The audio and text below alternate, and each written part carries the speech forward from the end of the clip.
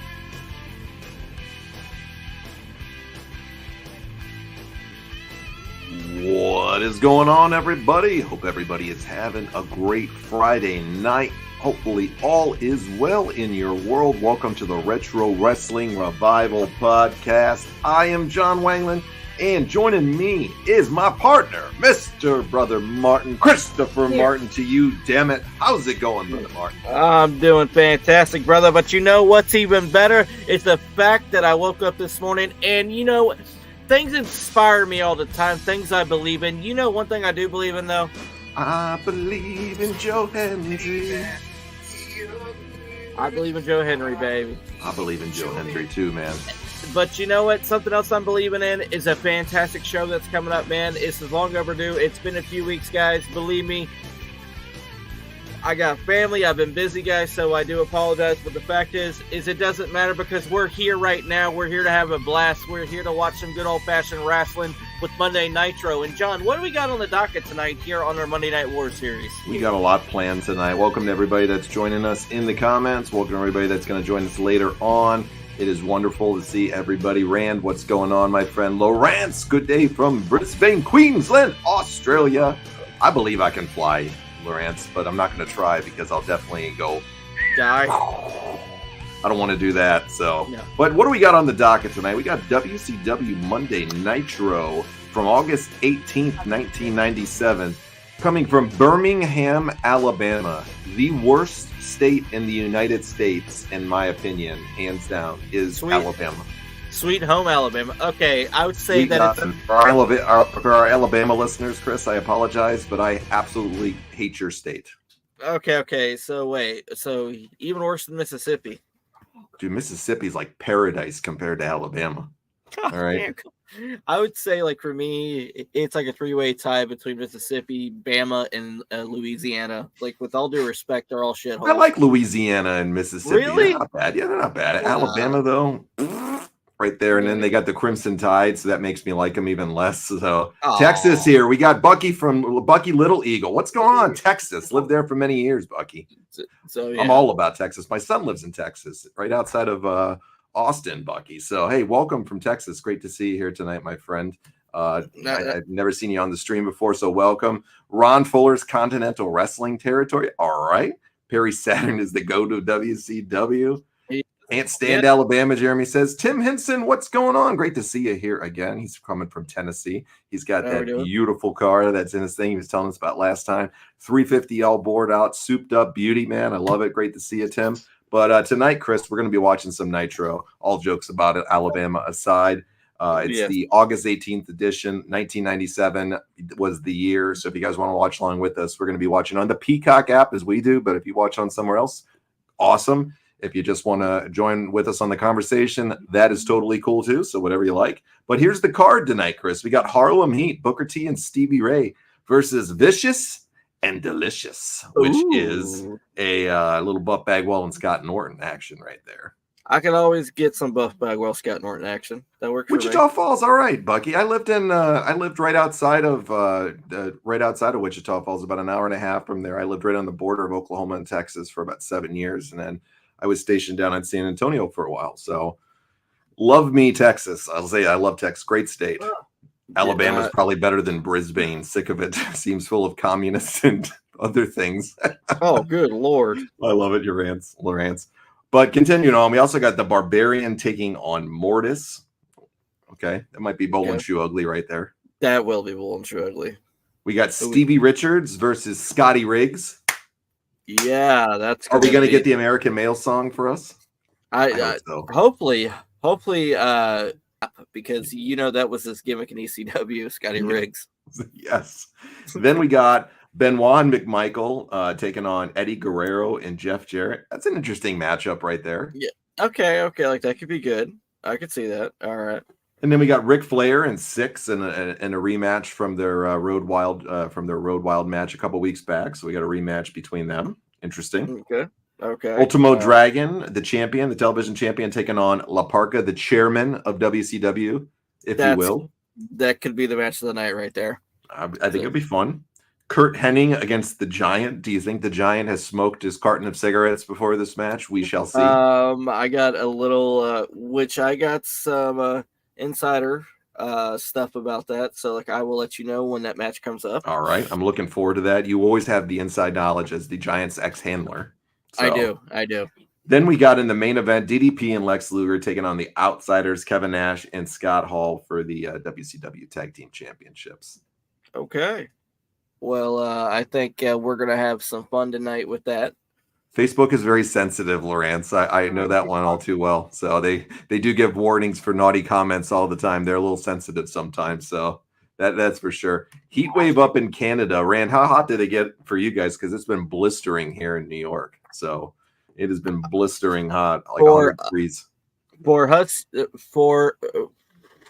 us here in Myrtle Beach, it's like the past few days, it's been like 96, between 96 to like 99 degrees. So gotcha. It's been bad. I'm heading to the jungles in a few weeks, so it's going to be hot where I'm going. What, are you going back to the Philippines? No, I'm going to Costa Rica, actually. Oh, yeah. That was you and your daughter going, right? Yeah, me and my daughter and my girlfriend are going to go. So we are going to head to Costa Rica. So that's what I'm talking about. It's going to be a fun trip. We're going to have a good time. So we're going to spend a little time in the jungles of Costa Rica. So it'll be fun. Are you okay, go in the jungles and you know what? Wildcat Willie, like that deal fell through. Okay, he's not the mascot anymore. Go in the jungles of Costa Rica and go adopt an orangutan for us. I like make that. him the new mascot. A koala bear. Koala bears, I could deal with that. They have Macau parrots there everywhere and howler monkeys. They have howler monkeys everywhere too. You know what? One of those damn howler monkeys.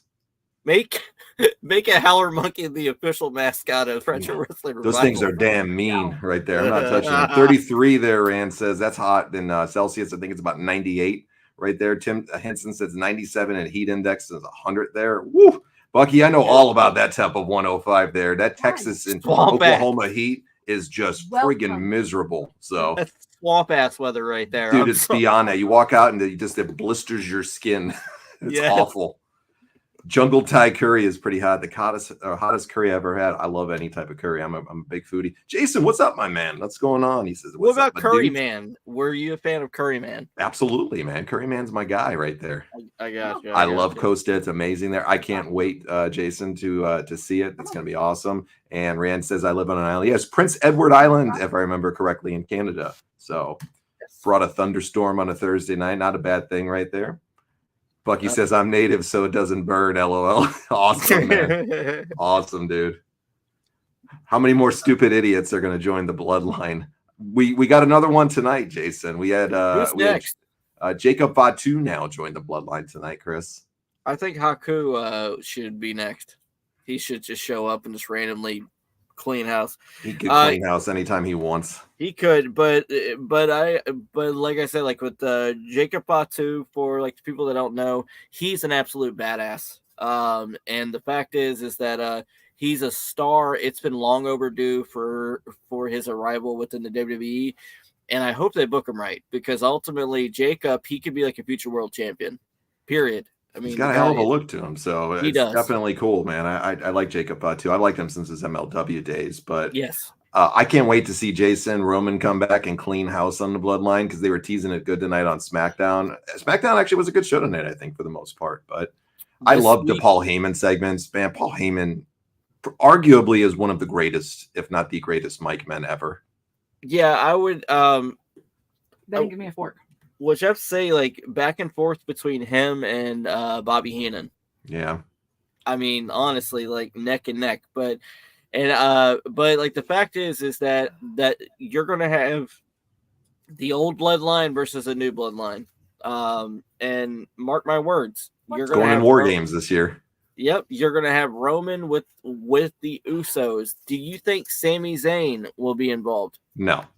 I hope not. Okay. They need to leave that homeless looking bum out of it and bring somebody in that's actually marketable to me. And speaking of Sammy, like with his opponents, apparently the Wyatt Syxx murdered Chad Gable. But he's cleared medically tonight, they announced already. He was murdered on Monday, and he was cleared to compete in his Money in the Bank qualifier coming up. So he's good to go. He had gunshot wound looking things to his head, bleeding all over. Like it looked like a jelly donut splattered on his head, but he's cleared to perform. That's beautiful. Rand, I like that one. Paul Heyman and Bobby Heenan, two of the goats on the mic for sure. 100%. Yes. I want Gacy to take them all out. Shark Boy all day long. The bloodline's becoming like the NWO. It's at a stage that needs to stop milking it and just pull the plug. Yeah, I think it's definitely coming soon. Right. So, well, let's get in. We'll have a lot of discussion on the show tonight, folks. We're going to check out Nitro right now. Chris, you got it loaded up on your Peacock Network app? Yes, sir, I do, for August 18th, 1997, correct? You got it, my friend. All right, everybody. All right. We're going to go. If you want to join us, you can watch along with us. Season 3, Episode 33, August 18th, 1997, once again. And if you want to join us, we're going to go in 3, 2, and 1. Bring your laughs, yeah. There we go. All right, we got Raven starting the show off. I thought that was his beard for a second, because they got this like with his hair doing it. I thought this was like Eric Redbeard with that long beard hanging out, but it's Raven's hair. Yeah, I think I might grow it out like Eric Redbeard mine. So yeah. Daniel, what's going on, man? He says Nitro on a Friday night. Am I in the Twilight Zone? Yes, we were going to do it last night. Chris's son got out of work late, and I had a multiple clients in crisis last night too. So it was I had to work late too. So we weren't going to let it slide this week. So we were here for something Nitro, dude. Because like the honest truth, guys, is like the fact is that by the time I would have got back, we wouldn't have been able to finish the show. Yeah, because Chris has to work at 10. So, but not tonight. So we got all night. So when are we going to see the Rock-led Bloodline Hollywood against the Bloodline Wolfpack with Roman? I think they're going to do some ideation of it, it seems. Do you think The Rock's going to come back for Survivor Series for Roman's side? I think he's going to eventually come back and set it up a little bit. But like, speaking of setting things up, this was the beginning of Raven's run within World Championship Wrestling, and it's sad because they had such a great freaking character here. But it's like Paul Heyman said that. But it's like Paul Heyman said, Raven was horribly mismanaged in World Championship Wrestling, and they didn't know what to do with him because they didn't they didn't get his character. I think that's true, but I also think it's because he was a pain in the ass to deal with too. Okay, You know, I can see that. that's my opinion. I think it's both, a combination of both. And I think he was just a complete probably pain in the ass to deal with. And Yeah. I think that's kind of what's hurt Raven throughout his career. Talented guy all day. Great talker on the mic, fun in-ring work. The man was edgy. He was different. He was something special. He just had his own demons, and he believed in himself. And I get that. You know, you believe in yourself, but he just seemed like a guy that was a pain in the ass everywhere he went. Well, and the worst experience that I've ever had meeting a wrestler was Raven. So, like, I've heard more than a few people say that. He's an asshole. So, and he admits it, at least, though. He admits he's an asshole. It's not like he's hiding who he is. So, but I respect his work 100%. So, Raven at his side, at ringside. This is almost the Flock versus NWO. I was in Macon, Georgia. Jason said the night it became NWO Monday Nitro. It was the Monday before Starrcade. How was that experience, Jason? That's interesting because I remember that very well, actually, too. What was it like when you were there? Because they were testing that, because like a lot of people don't know this, but they were going to have separate brands. They were going to have, it was Monday Nitro for the NWO brand and Thursday Thunder for WCW. And essentially, because like a lot of people think the WWE, like they were geniuses for like the draft idea for like the separate brands. They ripped off Eric Bischoff. Oh, for sure. No doubt about it. Raven did all right with NWA and TNA with his NWA title run stuff and his matches with Jarrett. He was great in ECW too, for sure. Daniel said he was great, but the money was in Johnny Polo or Scotty Flamingo. Yes. Dude, Scotty Flamingo all the way, brother. That was Eric with the trash truck ride, and Nick Patrick would have been the first pick overall. I'm all for that. Nobody's picking the Nitro girls first here. No, not at all. Actually, speaking of Scotty Flamingo, I'm working on something right now with somebody that was associated with Scotty Flamingo. So, all right, interesting. Hold on, Chris. We got to raise the roof here. The Harlem Heat's coming out. That's what I'm talking about. Raise the roof, bro. Suckers got to know. Damn it, dude. Suckers got to know, baby. Suckers got to know, baby. You know what, Dusty Stevie Ray's going to get that flapjack out, and he's going to nail that fruit booty. And then we got Miss Jackie and with the Harlem Heat. And I like this pairing, by the way. Which I think like it's fantastic. And the fact is that I wish Dusty Rhodes would have been their manager. The Harlem Heat? Yes, just imagine. The promos would have been interesting, I guess. If you will, baby, we got Stevie Ray. The Harlem Heat boys from the Houston, Texas. Booker was in the state penitentiary for 8 years. He knew it was some hard times, baby. Exactly. It was a dream, the American dream, to turn it into a career for him and Stevie Ray, brother. He knows about hard times, baby. NWO girls versus the Nitro girls. Derek says, "Oh, shucky ducky, quack quack." Booker is the worst on fucking commentary in the whole world. That guy is the fucking shit. Yeah. Oh my God. I want to fucking mute it every time I see an NXT match with him calling it. And I love Booker. He sucks. What about Trick Williams and his entrance? Whoop the tree. Yeah. He's talented though. It's just, keep fucking Booker off of it, man. It's terrible. Booker gets so into it when Trick comes out. And mind you, ladies and gentlemen, me and John believe that Booker is the greatest African-American wrestler of all time. So So like the fact is the guy is talented. He can do great promos, but that does not necessarily translate to great commentary. Yeah. I love Booker. His commentary, though, it is the shits. Dusty would have probably booked the Harlem Heat as Sapphire's children. These are sweet sapphires, babies. See, all these years later, they're here, baby. They're the sweet sapphires. The sweetest sapphire in the bunch.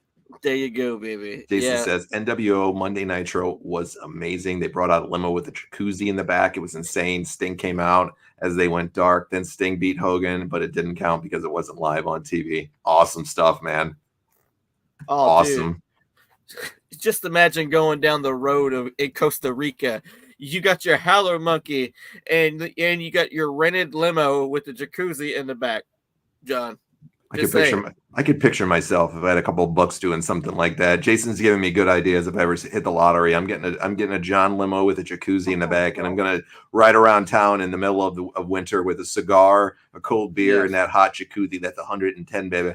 Yeah. Oh, yeah. Because think about it. Remember the classic movie Ready to Rumble? Of course. How could you forget that movie? The last scene, Sal Mandini was in like the wanna wrestle? like with jacuzzi. Yes. Wanna wrestle? Wanna wrestle? And for anybody that wants to disrespect the good damn name of Jimmy King, you are not in our good graces. He's a damn good man, that Jimmy King. Yes. He's a damn good man. The problem with the NWO brand was who were the heels and who would be the faces. Yeah, interesting. Made very, very much. Booker T, when I was first watching WCW, I thought he was Mr. T's son. All right. What? When you're younger, you never know. Yeah. Watch out, all future Judy Bagwell's Buff Daddy is here. Dude. Yes. Where is Big Booty Judy at? Oh, she's not around anymore, unfortunately. We miss Big Booty Judy. What a great woman she was. We do. I just want to let you know that she did pass away after an experience with me. She couldn't handle it. Yeah. So, Chris was too much of he was too much of a thoroughbred. Chris loves you and we could do a whole fucking episode on your Big Booty Judy stories. You folks don't get privy to this. This guy, exactly. He's been things that can't be said on air. All right. Yeah, we get canceled. We got Big Booty Judy. We got Nasty Nia. Booker T and Ron Simmons both did all right as WCW, making African Americans proud. Absolutely, mate, Lawrence. Yeah, Buff honestly, the stuff, the HBK of WCW. Lawrence says they own Ready to Rumble. Jason says Buff had a knee replacement surgery yesterday. Wow, man, good luck back to him. I just had mine in September, so it's a long and hard process to get back from that, my friend. I wish him the best. But John, brother, you were kicking butt. You were taking names, man, and it's crazy. You got back to work. What, like freaking 2 weeks? Freaking 2 weeks after your knee surgery. I was supposed to take off 3 months, and I went back in 2 weeks. So you love to make that money. I'm just saying. I can't sit still, and I was in too much pain for so long. So if I sat still, it would have been bad news. So would have been bad news. Yeah. Big Booty Judy after dark, he says. Yes. Jimmy King is definitely a good man, but dumb as dog shit. Come on. Tim says Chris is turning red in the face. He loves Judy and he loves his Nia, Tim. Tim, I knew you're fairly new to the stream because we just saw you out the other night, but Chris has a thing for Nia Jax in real life, actually. Like, I'm not just clowning him, so it's a running joke on here. Chris likes the very curvy and vivacious ladies like sweet stuff. I do. Which I love thicker women. So like I must let you guys know. No, it's all great, man. Everybody has their flavors of what they like. Also, Jimmy King gave his wife the itchy crotch. This is the Syxx way back to WWF time fighting Flair. Yes. Boy, the crowd is hot for the Harlem Heat here, bro. They are, dude. Like the freaking crowd is going bananas right now. They love them some Harlem Heat, man. And Birmingham crowd, man, I got to give them credit. I might have shit on Birmingham and Alabama, the state, in the beginning, but this crowd knows how to react to wrestling, man. They're enjoying it. Look who's up on the ring right there, man. It's the meat sauce mob leader, Virgil. Yes, yeah, and dude, Virgil's up in heaven right now, just smashing breadsticks, man. Like you talk about the river sticks, he's got the river meat sauce. Bro, Virgil just got the fucking Harlem sidekick to the face, and so did Buff, man. Dude, this is where you can really start seeing at this point in 97 with the Harlem Heat, as great of a reaction as they both get, who the crowd loves. They are all about Booker T at this point. Yes. Booker, absolute freaking star. And back to the whole thing with like the commentary, Stevie Ray was a lot better than Booker. And I know some people they're like, what? Like, yeah. I got to go with Jason here, though, Chris. I'm sorry to interrupt you. What? I like Stevie Ray and some things that he does. I'm not disrespecting him as a performer. He had his moments, but he was very obnoxious at some points. What? I found him to be a little obnoxious sometimes, but he's much better than Booker. And I think Stevie's a very bright guy when I've listened to him on interviews and stuff. Smart. He very much is, and I have the ultimate respect for him, but I think he could get as a character a little bit obnoxious sometimes, too. So I can definitely agree with it. I gotcha. Yep, that's Vincent, not Virgil. Yes. Can you dig that, sucker? Sucker. Oh, God. Here's the Bowl and Shoe ugly match of the night. I'm calling it. Yeah, this is going to be between Barbarian and Mortis. At least Jimmy was going to help his son with his grill problems. What would it have if Jimmy's son didn't betray him? However, can't remember if Jimmy's son got his teeth knocked out. He had some. What did they mention in the movie? He had some dental issues, and when he looks at his kid's mouth, he does one of those. God. A double take. Whoa. Yeah. Remember Jerry Lawler, the king? His son was in jail. Remember, I worked down below where he was locked up, and it was really messed up. Yeah, that was a sad story, Tim. Do you work in the jail, Tim, or do you work right near there or something? Are you in the penal system, like a corrections officer or something, Tim? Do you honestly believe Jerry Lawler's theory about the fact that his son there was foul play? What's his claim? I don't really know the story on it. He claims that his son was murdered in his jail cell, and that I don't know. Like, he says that that Brian, despite his issues, was extremely happy, full of life, motivated to change like his life around, and then suddenly he hung himself. So Jerry believes because of that they hurt him. I mean, it is prison. Anything could happen. I can get that. But if you're going to make a claim like that, you better have really good concrete proof and stuff to prove that. So, I mean, could it happen? Of course. Yeah, you never know. Yeah. It's prison. But do I believe it? Unless there's proof, I'm not going to believe it, Yeah. But to me, I'm not saying it couldn't happen. For me, if I'm going to make an opinion on something, I would want to see the proof. I agree. What do you got? Give me the information on this to show why you're claiming that. And if you can provide something of interest on it that might bring it, then I would believe it. I got you. I think it's hard sometimes when you lose somebody you love a lot, and when you lose somebody you love, it's easy to point the finger sometimes instead of just accepting that they had a lot of issues and problems, and that's maybe why they were in that situation.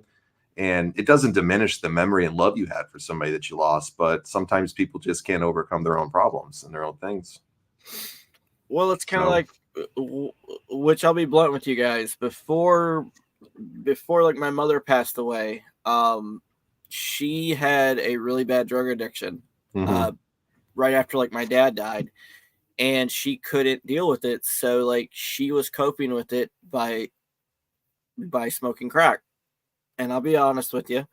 And then she was trying to get like her life back together, but unfortunately, like that car accident, it killed her. So like the fact is that my mom had those issues before she died, but that still doesn't make me love her less. Absolutely. And people have issues and sometimes they can't overcome them. And it's terrible when it happens. Tim said they need to do an internal investigation. Something like that happens, like the internal fires get involved. I'm sure probably they did do something, Tim. Internal affairs, you meant. I would assume that they probably did. I don't know, though. I'd have to look into it. Wasn't Jerry's son doing like drug pushing, according to the media? He had a lot of drug issues. I do remember that. Yeah.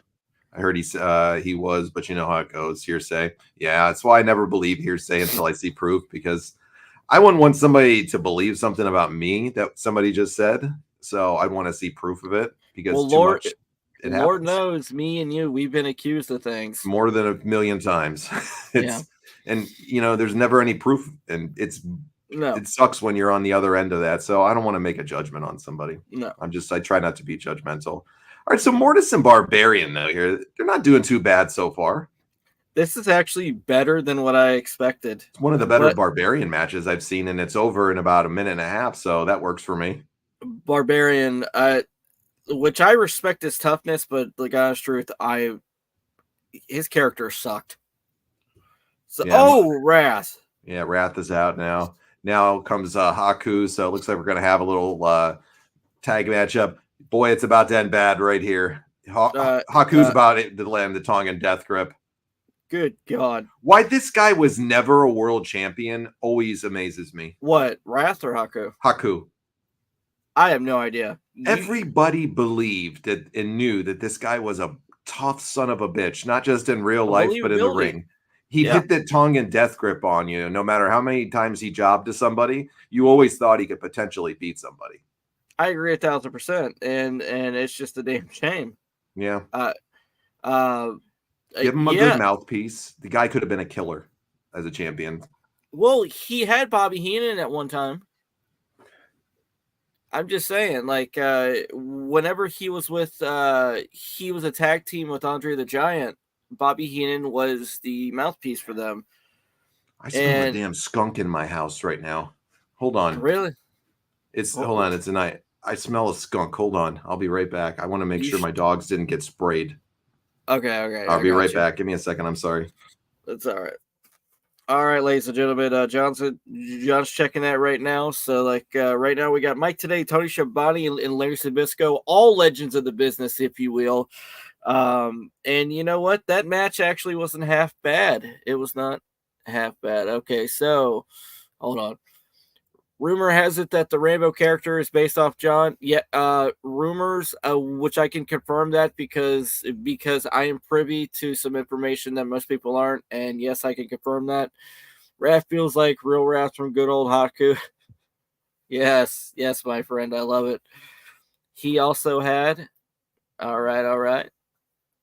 Love Ming gave Goldberg a good run as undefeated. Many have been undefeated longer.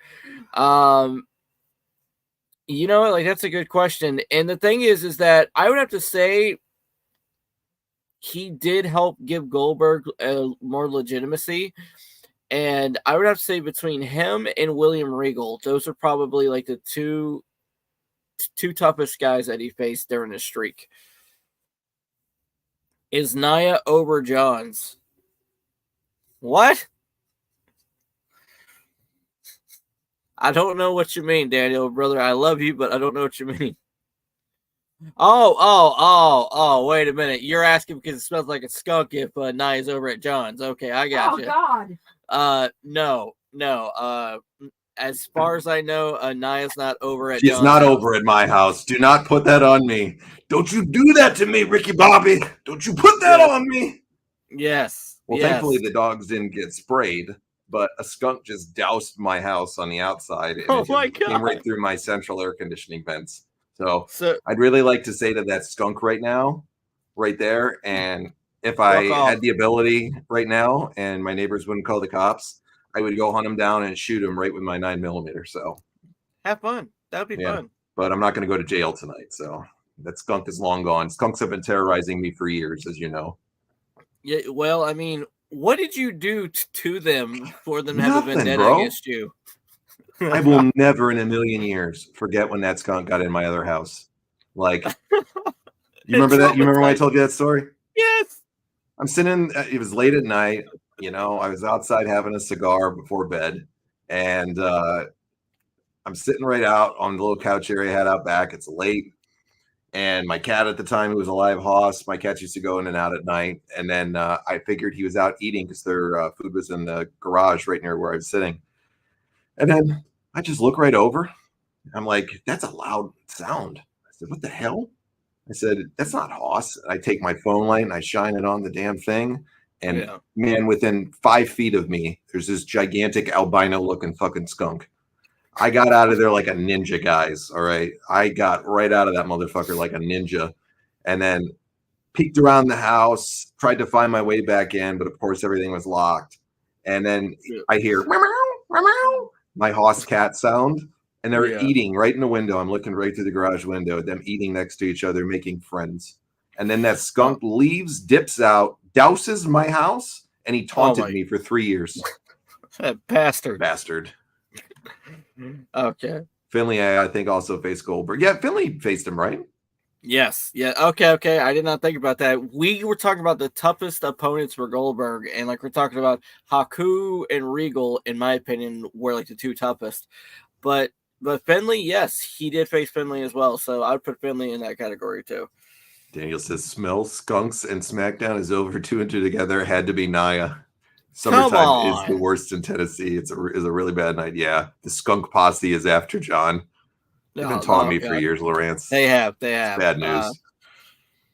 Does Eric have great hair, or is it just me? He does. Eric, man. That fucking mullet on him here in this era is tremendous. He could pull it off. Most people can't pull the mullet off, but Mr. Bischoff can. Wasn't he a model or something before he got Yes. into wrestling? Yes, he modeled for Target. Interesting. He modeled for Target and for Sears and Roebuck. Yep. So yeah.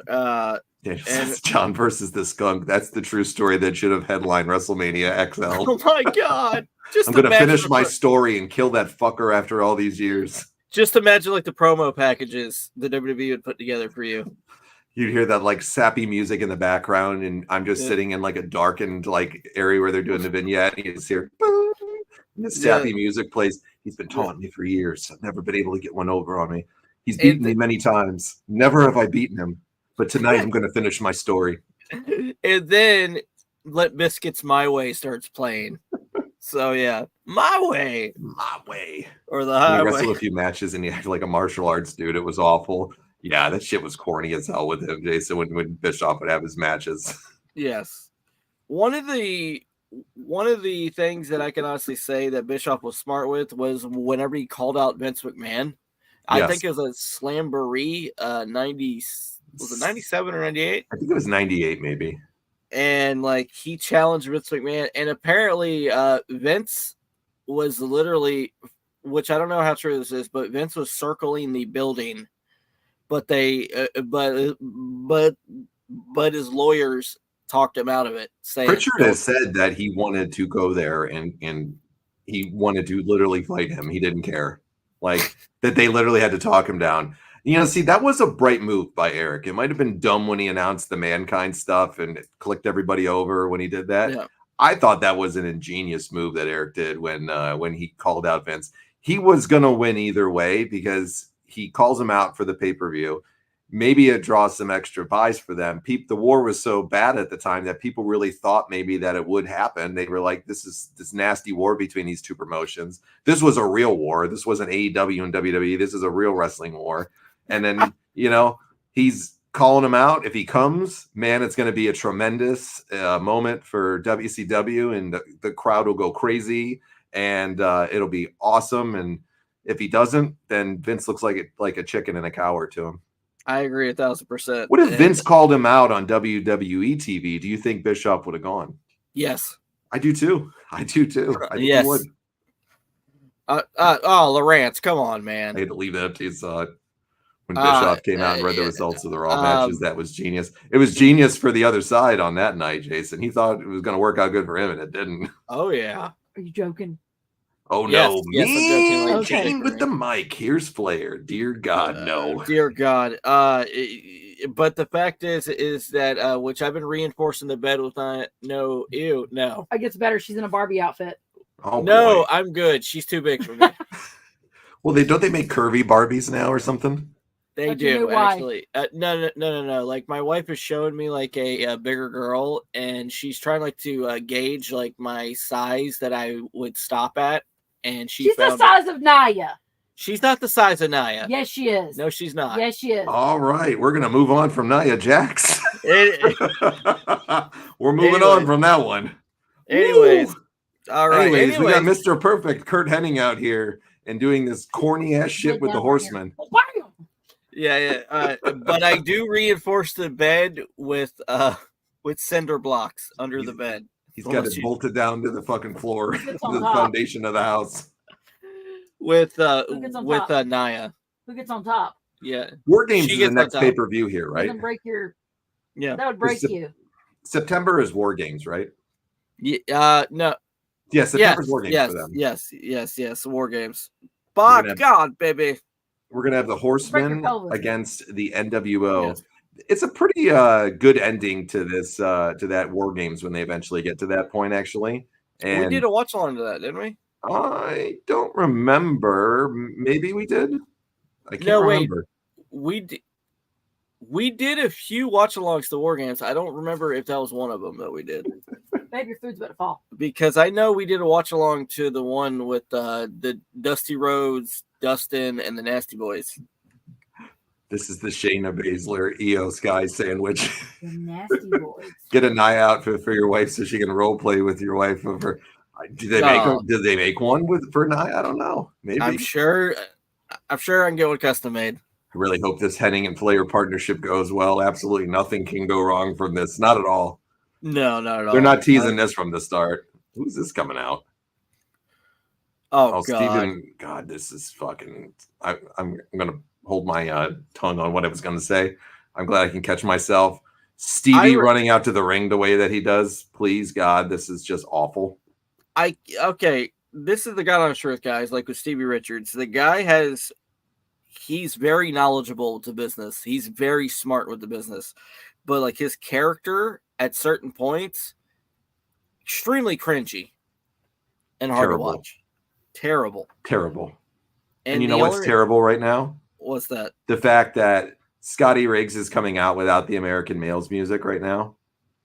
This has massive heat with me. Oh. I'm heartbroken right now. Wow. They still should give him the American Males music, okay? We can't do the clap. That's just not right.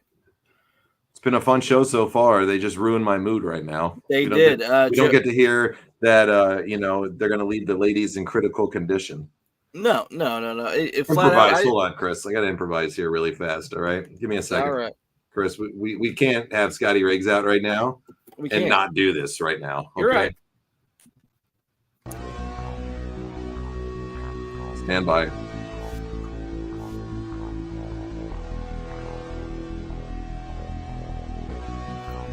It's coming. Here we go. Come on, hit us, Jimmy Hart. This is Jimmy's vocals, right? Yeah, I think. I think this is Jimmy's vocals. Come on, here it goes. American males. What a song this is. Greatest entrance song ever. Hold on, it gets better. Here it comes. Run, better run for cover. Girls, I don't need American males. Get to the good part now, and then we'll end this. Better not listen. Yeah. American males. All right, cool. We got our fix for the night. There we go. The American Males World Tour has been brought to you by the Retro Wrestling Revival. The comeback tour. The grandmothers are ready. Yeah, he's in there. Yeah. But the fact is that honestly, we do take credit for that. Okay, I'm sorry, but there's no fucking way the American we've been lobbying for that shit for like 5 years. All right, we want to see it. And we take credit for nails. I'm sorry. You see who's doing a virtual signing too? Daniel sent me this yesterday. Tom Stone? No. Who? Alex Wright is doing his first ever virtual signing. That is awesome. I'm glad for it, man. We're big fans of Alex Wright. Lawrence is a fan of Steven Richards and Right to Censor. I think that's the best work of his career, Lawrence. I agree 1,000%. And Stevie Richards' YouTube page is awesome, by the way, where like he breaks down matches, moves, moments, extremely well done. And some people, like, they're better teachers than they are wrestlers. Sure. And I think Stevie's one of them. You got it, man. It's definitely happens sometimes for people. Yeah. It was good to see Scotty back in MLW in the Battle Riot a few weeks ago. And I know appearance over there. I was glad for him, bro. That made me feel freaking good. I love Scotty. Speaking of tag team legends, okay, what do you think about Redwood in AEW? Big Bill. What do you say about a guy named Redwood? You know, Timber. I don't know. Anyway, that shit's cool, man. I'm more of a Big Bill fan name. You know, nothing speaks ratings, but when your name is Big Bill. You know what the worst part is? That he fucking picked the name. What? He legitimately picked that name for himself and admitted it. That was his idea. He wanted to be called Big Bill. You can't blame Tony Khan for that, folks. He chose that for himself and admitted it. All right. He gets what he deserves for that. Okay, so he could have done like Big Kaz, but like with CAZZ. But instead we got Big Bill. But, and I know I'm in the minority here, but I like the new Jericho gimmick. It's fucking terrible. The learning tree. It's fucking terrible. It's so insincere. You know he's full of shit, and that's what I love about it. I hate for bad language tonight, folks, but I can say it on Facebook. It's fucking terrible. It's some of the worst shit of his. It's the worst shit of his career, in my opinion. You don't like the TV time segments? No, I like nothing about any of it. I think it's awful. I think it needs to go away right now. And if they don't be careful with some of the crap they keep putting on TV, it's going to get even worse than 502,000 viewers for them. So I think, which I'll be blunt with you, I think the TV time segment, he's clearly ripping off Firefly Funhouse, but still. Yeah, it is what it is. We did get a Jeff Farmer virtual signing recently. We do need the Mean Street Posse back. We do the Mean Street Posse back, but we were talking about the night that Bischoff he gave away the results for Mankind, which which yesterday I actually put up a clip from that night with Stone Cold Steve Austin and that massive pop where a Mankind won the title for the first time. So you guys could check it out on our Facebook page. So why is Stevie going to shut down his channel, Lawrence? What's going on with that? I don't know anything about that. Really? Jason, are you a fan of Fozzy or no? Says Fozzy to never fucking go away for good. Are you a fan of their work, of them as a band, Jason? Jason, if I remember correctly, you're in the radio world, right? You're a music guy. You're in the radio world, if I remember correctly. Just remind me if I'm wrong. I'm sorry if I'm wrong, but I'm pretty sure that you're a radio guy. So you probably know good music with everything. What do you think of Fozzy? What's your opinion? Wait. Me, I love Fozzy. Raven just nailed him with the even flow DDT. Yeah, you love Fozzy. I'm not a fan. Next month, I like Judas. That's it. Next month, me and my wife, we're gonna go see a bucket list band for me, which we're gonna see Creed. Oh, okay. Yeah, they're on their comeback tour, right? Yep. And I'm so excited. So, like, I can't wait. We're going to go to Charlotte, North Carolina, and we're going to go to Carowinds one of the days. Wonderful. And then, like, we're going to like a concert. So, and for people that don't know what the wonderful world of Carowinds is, it is like the Disney World of the Carolinas. So, it's a very cool place, actually. Yes. Raven's DDT is absolutely fantastic, too. I always loved Raven's DDT. What about you? He's the number 2 best DDT of all time behind Jake Roberts, hands down.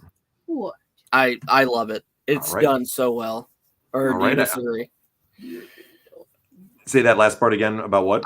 I said, do you think that Ravens is the number 2 DDT of all time behind Jake Roberts? Probably, yeah. I think maybe. From what I've seen, from what I can remember, probably. Okay. Jason says, yeah, I programmed 5 radio stations. We played a few Fozzy tracks on my station. Pretty solid group. All right, cool, man. So I said, everybody likes different jams and different flavors on stuff, and I totally respect it. I'm not a fan, but that's just me. You know, they're obviously doing something good because he's been touring for, what, 15, 20 years now with the band? Oh, yeah. Speaking of solid music, we got this Jeff Jarrett theme. Do you hear that? Yes. I want to hear With My Baby Tonight instead. I do too. You talk about bring it back. Look at Eddie right here, and all I can think of now is Dominic Mysterio with his look now. Yes. That's all I can think of. Welcome. I agree 1,000%. I love Dominic's character. And for the first time in my life, I actually give a shit about Liv Morgan. A lot of people feel the same way. I don't disagree. It's been interesting. Slap nuts. The best slap nuts moment ever, it still lives to this day for me, is when Jeff Jarrett nails Beetlejuice from Howard Stern. What are you looking at, slap nuts? You talking to me? Yeah, slap nuts. Yeah. When he lays him out, it's one of my favorite moments ever in wrestling history. It was so fucking funny. We got that posted on our page, by the way. Like, flat out great. Classic moment. Raven might be behind Jake Roberts DDT. Yeah, Rand agrees with you. Let's see. Jeff Jarrett, Deborah, Eddie Guerrero. Talk about random. Seriously, right, Daniel? That is a random one. Dirty Dom, the man. Saw Fozzy at a gig in Brisbane live in 2018. Didn't really go to see Fozzy. Just went to see Jericho live. How was it, Lawrence, when you saw him live? I think that's the main thing with most Fozzy fans. I think Yep. they're just going to see Jericho. And we got an Alex Wright appearance now, too. This is getting better and better now. They're making up for No American Male song. This show is actually, it's decent. It's so freaking random right now. This is like the ADHD show tonight. I love it. Come on, Alex, dance. Nah, he ain't dancing for these Alabama idiots. No. The Alabama assholes. How about that? Yeah. I was going to steal a good line from the great ravishing Rick Rude. What's that? Fucking sweat hogs there. Oh my God. These Birmingham sweat hogs. We need some Rick Rude to go just trash these people. I love it. By the way, with like the Johnny podcasting Uggo meter, what do you? They're doing all right here. It's not Tennessee. Nah. No, Okay. The one that took the cake, I think, was the last one. Was it Nashville, the Asylum? Yes. Okay, yes. yeah, they won on the Nashville Asylum one for the Uggo meter the last time, and it hasn't been beaten yet. Birmingham isn't that bad tonight on it, though. So Okay. look at Scott Norton with the birthday cap on. They're celebrating this NWO promo. Yeah. This is awesome. Oh, Could you picture Scott Norton like at a kid's birthday party and they put one of these fucking birthday cones on his head? That would be great. And then he's challenging kids to arm wrestling contests. You get one piece of pizza. Put that shit down. Snap your goddamn arm. We're gonna arm wrestle for the pizza. Come on. Scott Norton is another dude I would not want to mess with. Yes. That man just like think about like his kid gets in trouble in school and they call the principal calls him. We have to have a parent teacher meeting with you. Your son has been bad in school. He walks into the fucking principal's office and looks at him, gives him that fucking death stare. What's the problem? Nothing. No. We're going to promote him to high school now. He's only in the 4th grade. Well, But he's smart, sir. Yeah. He's smart, sir. He's advanced. Mm. Loren says they are better live than recorded. All right. That's usually opposite of how it usually people, when you go to concerts, it's usually better, not live because they can, play with the music and, tweak it out. So that's good to hear. These sweat hogs don't even deserve to see the Jarrett strut. They ain't getting nowhere near Alex's dancing. Nope. Nope. No. And what you call it? We got Chris Benoit and Mongo, baby. And you know what? Mongo, he is going into the Hall of Fame in a couple months. Wait, is it next August, month? I think. August, okay. He can't travel to it, though, they said. God, that breaks my heart. I know, it sucks. They said his health is so bad that he can't get out there on the trip. Is his wife going to go in his place? I don't know any of that. I just know that I think it came out like last week sometime that they said, unfortunately, that he was not going to physically be able to be there in person for it. I hope he can at least watch it on TV and see. That really bothers me because he deserves it so much. And I bet you they'll like simulcast something maybe from his house for him to give him that respect. And like we're not saying this because of his health, guys. The fact is that he was a freaking badass on the field. One of the greatest defenders ever. Guy was feared. Oh, yeah, Part of the greatest, probably the greatest defensive team of all time. What was it, the 85 Bears? Yep. And you're talking to somebody that's a Ravens fan, and I would have to say because I love the 2000 Ravens, but they were great, but they ain't comparing to the 85 Chicago team. Yeah. And they were great. The 2000 Ravens was a hell of a defensive team. Yeah, they were, but yeah, like the 85 Bears were freaking. They're truly monsters of the Midway. All right. Sucks he can't be there, but no doubt it'll be on in his room. Yeah, I think they'll bring something there to simulcast it or whatever. Loren said someone drunk looked like they were going to start a fight at the Fozzy gig with me. Nothing came of it, but Chris Jericho's credit. He looked like he was going to jump down from the stage and back me up, which was pretty cool. That's awesome. Jericho, he's not afraid to fight. He didn't he challenge Goldberg and he backed down from him or something? Yes. I think he had a beef with Lesnar too at one point, right? Yes. It was the match at SummerSlam between Lesnar and Orton where like he freaking busted Orton open like the hard way, and no one knew about it except Orton and Lesnar. Eddie is the And chicken Jarrett- shit heel hugging onto Jarrett's leg there was awesome. Gotcha. Yes. And basically what happened was Jericho legitimately thought that Lesnar went into business for himself and threatened to kick his ass. More power to him. I don't think it would have worked, but more power to him. I mean, he's got balls, man. He does. You got to respect Jericho for that. He might have gotten his ass whooped, but you can't deny the fact that he's not afraid to scrap. All right, here we go, baby. Oh, dude. You know what? Mongo is over here, bro. He is, and we don't give enough credit to Mongo's hair. I'm just saying. Good point right there. He's got some great locks himself. He does. I think that thing was permanently slicked back in a ponytail. He got in the shower, didn't even need to have his hair, just even without the rubber band in it, just probably stayed. Boom, how you doing? Have we ever seen him without a ponytail? I don't think he has it now, does he? No. What I'm talking about during his wrestling career. No, never. He had it in his entire run there. Yeah. Oh, they really want to see Mongo get his hands on Jeff Jarrett. They do not like him in Alabama. No. It's just so when you see Eddie, it's just I go back to once again now with Dom and the stuff they're doing with Dom. It's just so perfect because they have made Dom a spitting image lookalike of him. They have. I mean, that's his real dad. So, yeah. Somebody mentioned this on the stream. I think it was last week or sometime might have been on Tuesday or something. I can't remember when somebody said this, but it was the last week or so. And they said, wouldn't it be great if they brought Vicky back to manage Dom and played into that angle, more? That'd be outstanding because Vicky is a phenomenal character. Yeah, but she's never coming back with all that stuff that happened with her daughter. She's never coming back again, unfortunately. Daniel says that hair was too scared to go anywhere.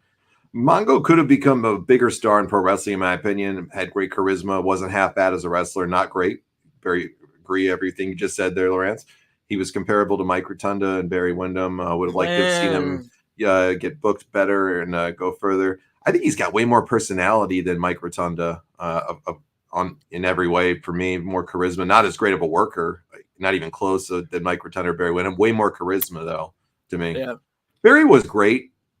One of the best workers ever. Just a natural inside the ring. But they always kind of lack that charisma a little bit. Yeah, because Barry's one of the most naturally gifted wrestlers of all time. Everybody will always say it about him. The guy could go forever, never got tired, never worked out, just was that good. Oh, yeah. Here comes Benoit in the ring right now, chopping away. He had some chops when he would nail people with those things too, Chris. Just imagine if Benoit was still alive and the chops between him and Gunther. Here's a great thing with Benoit that you're seeing now too. And the guy, once again, like we were talking about with Booker T earlier, where the crowd is reacting so heavily to certain people on this show, they're doing the same with Benoit right here. Oh, yeah. Benoit they want to see this guy in the ring, 100%. Dude, do you hear the crowd? For every single movement that Benoit's doing, they're going up and down like a roller coaster. They're excited to see this. And beautiful backdrop by Jarrett. Mongo's gonna nail him with the belt. There it is. That's it for that one. Now, Eddie's trying to get in. Would you say that Deborah's one of the most useless managers of all time? I don't even have to think about it. Yes. Okay. She served no purpose at all except as eye candy. Okay. And that's not being sexist in any way. I'm not saying it's that true in a sexist way. So don't anybody, that listens to this later on or whatever, spin my words on this. I'm not saying that. Women are fantastic workers too and could do anything. Yeah. But for her, she was eye candy and that was it. She sucked on the mic. She never got in the ring and worked. Crowd could give two fucks about her. Yeah. She sucked.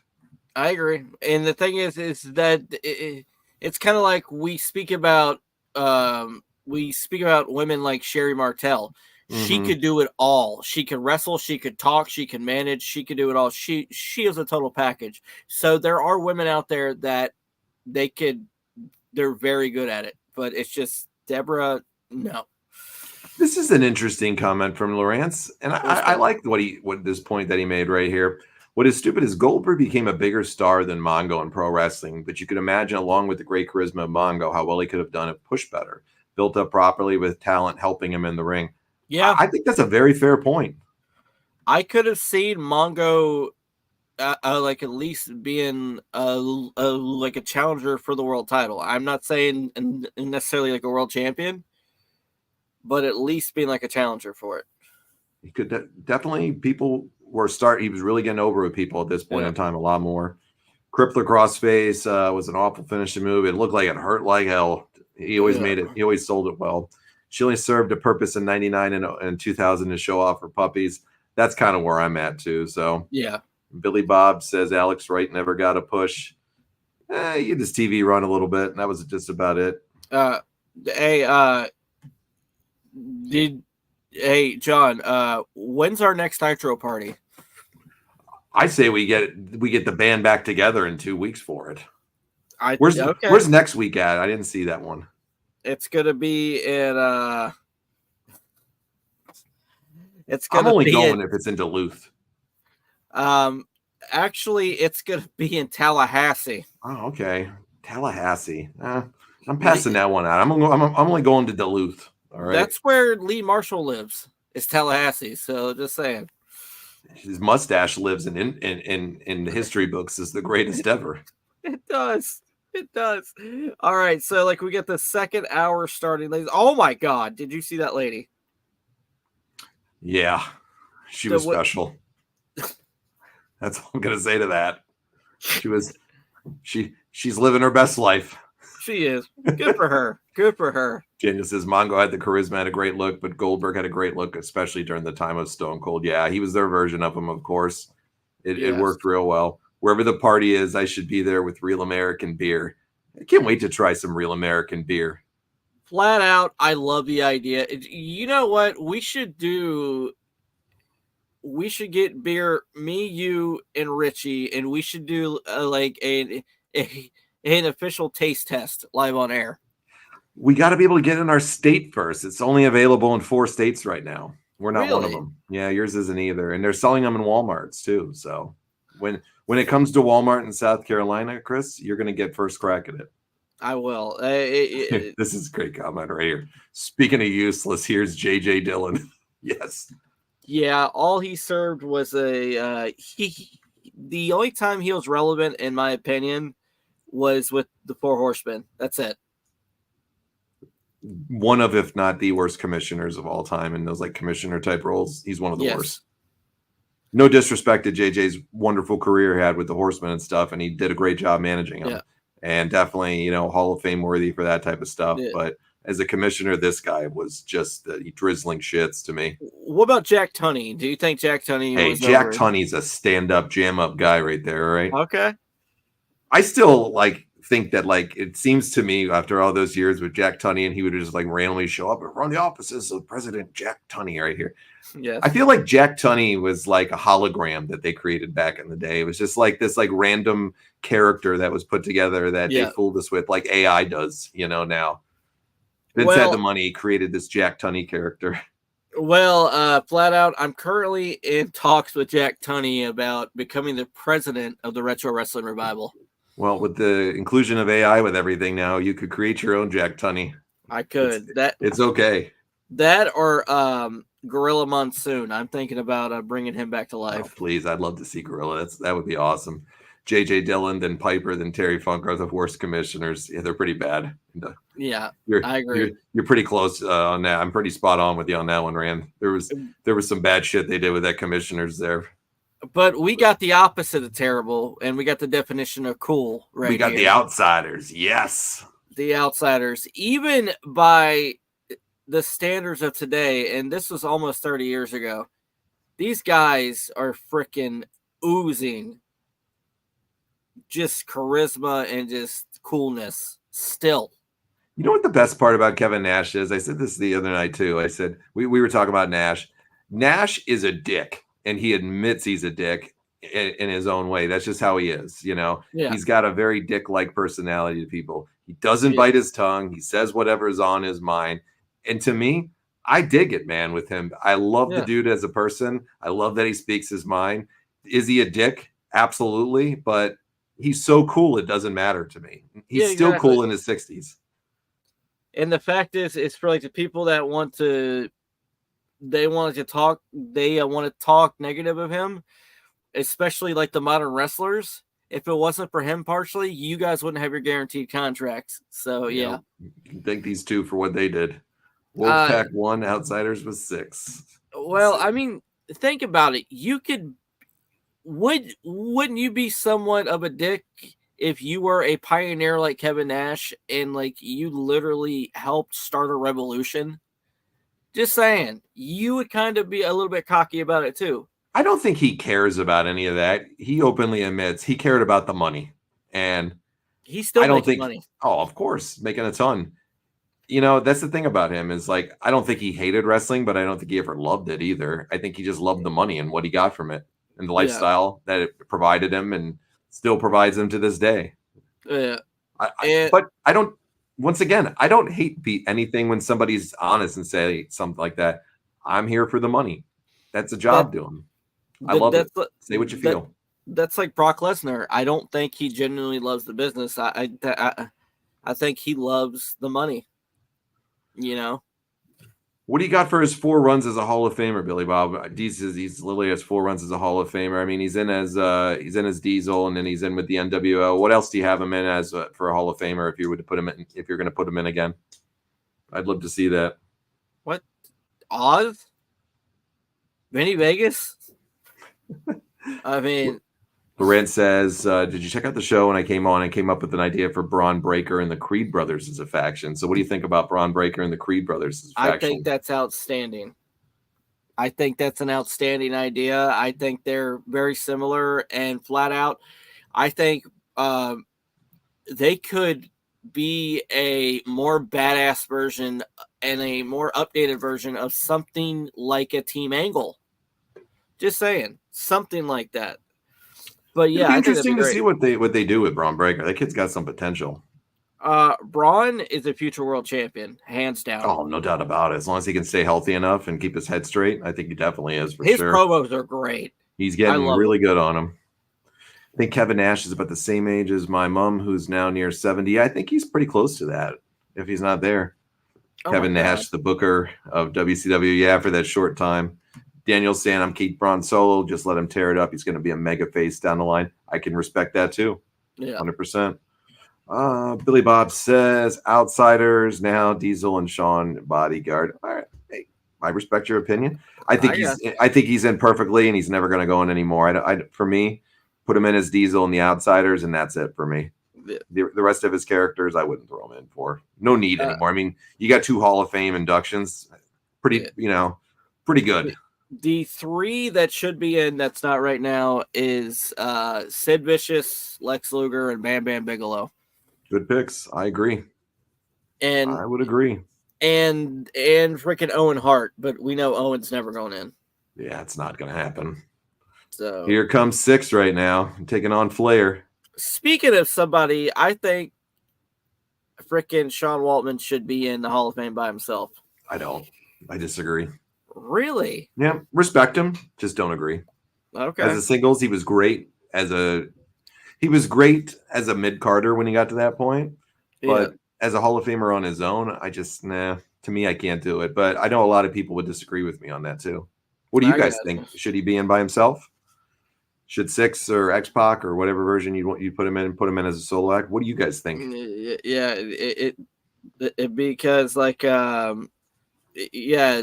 because he was that main guy that the WWE would use to measure new stars coming in, saying, okay, now if you can have like a good match with X-Pac, then you can make it within the WWE. And it's kind of like with Razor Ramon. Razor was that measuring stick for like a very long time. Okay, let's put you in with Razor. Let's see how that goes. So like, I think with that type of talent, that should be respected, because it's like, because if you're like that measuring stick, then I feel like you should be rewarded for that. But that's just me. All right, so let's see what people think here. We got a few comments already. Let's see. All right, sorry guys, one at a time. Daniel says Waltman shouldn't be a 3-time Hall of Famer, no shot. So Daniel's saying a no-go with me. Laurent says liked Kevin Nash's booker run, also is KC guest booker where he books WWF 96. Really pushes Razor Ramon in the fantasy booking. Awesome. Rand says Sean will be a triple Hall of Famer like Ric Flair if Evolution goes in. Okay, so you got 1-1 here. Jason says hard pass on Syxx. All right, so we got 2 for no on Syxx or X-Pac and 1 for it. Anybody else throw your opinions? Sean Waltman, should he be in as a solo act or not? So we're at 2-1 right now. Okay. I'd have put him in regular or just like DX like they did with China and the Outlaws. China deserves to go in by herself. I agree on that. I do agree on that. She was a very huge pioneer for women's wrestling. Because, and then, of course, did the stuff with the men and was beating men and won the Intercontinental title. So I would agree with China. Because the God honest truth, China is a big reason why women's wrestling is as big as it is today. And she deserves that recognition. But unfortunately, I don't think she'll ever go in by herself. Yeah. So. All right, so we still got 2-1. I got your comment earlier, Rand. So that was the one for Waltman. Laurent says, I think Waltman is a lot like Raven, very talented, but has struggles with his demons, unfortunately. What are you going on him as a solo act by himself, Laurent? Would you put him in as a solo actor or no? I think Raven, do you think Raven deserves to go in the Hall of Fame? I do, but he'll never go in, and he's admitted it. He just talked about it a few weeks ago. I saw in one of the dirt sheets that he admitted on a show that he sabotaged his own chances there by some of the things he's done afterwards and is speaking up on things. So he says, I don't ever expect to go in at all, and I'm not mad about it because I definitely went against them on a lot of things. So he says, I don't ever expect that to happen. He burned too many bridges. Essentially. And Laurent says, I think Sean should be inducted as a solo, regardless of his demons, as he is very talented and very underrated. All right, so we're 2-2 right now on it. See, that's why I said some people are going to agree, some people are going to take a hard pass, like a few of us did. So, and that's what I love about this forum here, because everybody's opinion counts. Thank you, exactly, because all views are respected and welcomed. And I think that's one of the reasons people like this, to come into the show here too, because everybody gets an opportunity, as we've seen over the last few months as we've really grown this platform. People have really seen that you get an opportunity to express any of your opinions here. We're not going to shit on your views on anything. If you like somebody and that's what you like, or if you have a thought about an era of wrestling that you love, or a promotion or whatever, or an event, everybody's opinion counts. Exactly, especially people that love Taz. Dude, Rewind's not here tonight. We did the Taz call the other night, and he came out of nowhere. As soon as you say Taz, it's like you flash the bat signal. Right? We said this. It's like you need Batman, flash the bat signal. If you say Taz, Rewind usually comes. Where are you, Rewind? Taz is the GOAT in your mind. Come on, buddy. Exactly. We need you here tonight. We need you to save Gotham. There you go. There you go. He's become a favorite to everybody. That is awesome. That is awesome. He's getting press around the world, and he wants to give massages to people he's been offering to. It's a little. What? He offered to give Richie a massage the other night. He says he's got great hands and soft hands, and his ex-girlfriend was a chiropractor. Richie took a hard pass on that one. Wow. Okay. I didn't get a chance to catch the show. Okay. Wow. I missed that. All right. It was interesting. It was a first. Yeah. And we have done a lot over the years on the show here. There's a lot of crazy moments that we have had throughout the years, and that was one of that was a first. Hey, well, I'm just glad he wasn't offering me. There's a first time for everything. There is. Did anyone notice that X-Pac is the other bloody backstage off the wall? No, I didn't notice that. Yeah, I did not. Love the match between 1-2-3 Kid and Bret Hart. I remember seeing him back in a great match. I agree. Sean Waltman says that was the best match of his career. Yep. So rewind. Where are you? FTW. For Taz the world. Taz teams up with Rick and Scott on ECW. Yes. Let's see. He said, Rand said, Brother Martin, I got a conversation going on in the current direction of the FTW title in AEW. How with Taz, it was a statement in ECW and AEW has become a proper, etc. What do you think about that? I think it's, I think first off, AEW has way too many belts, and I think the FTW title, it's become a joke, which it's lost its luster, it's lost its initial purpose, and the God honest truth is that it was a vanity title for Taz, for his character. So for anybody else to have it, it's stupid because they have way too many titles on that show. But yeah, bottom line, I don't like it. I think it's stupid, and I think freaking Taz should retire the damn thing. I never liked it in the first place. That's just me, though. No, I agree. Yeah, Rand, good. We definitely agree with you on this. They're definitely very much lost in some storylines right now. And I really hope they get it back on track because they have a talented roster of people over there. Okada, his main gimmick is calling people bitch. Did you know that? I think it's kind of funny with Okada, actually. I get a kick out of Okada. I like that guy, actually. Did you see the clip where he turned off the music for the Acclaim? No, I did not see that one. And he was in the truck with like a headset on, and like he turned the music off, and he's like, "Sorry, bitch." And then like the screen went blank. I'm like, what the fuck? I gotta see that one. I'll check that out later. The NWO is out now to mug Flair, and now the match is called off. This is the negative of WCW all the time, and they've admitted it. You know, like Bischoff has admitted it many times. We've said it a million times here on the show. Their endings are the fucking worst so often. It's like they knew how to book great stories most of the time, and then it gets to the end of the match, the most important part, how you're going to hook people to keep coming back for more and believing in certain things, and they just shit the bed on it over and over again in WCW. Well, it's kind of how many false, or how many fake endings can you have, or screwed up endings where somebody's interfering or DQs in a show. This is like the third one they've done, I think, tonight. Yeah, well, like for me, didn't they bring in, it was Terry Taylor and then John Laurinaitis to help with finishes? When you're bringing in Johnny Ace to help with finishes, you know you're screwed. Get it? Got it? Good. Get it? Got it? Yeah. Hot wrestling dynamic action. Dudes. Hot wrestling action. Hot wrestling action.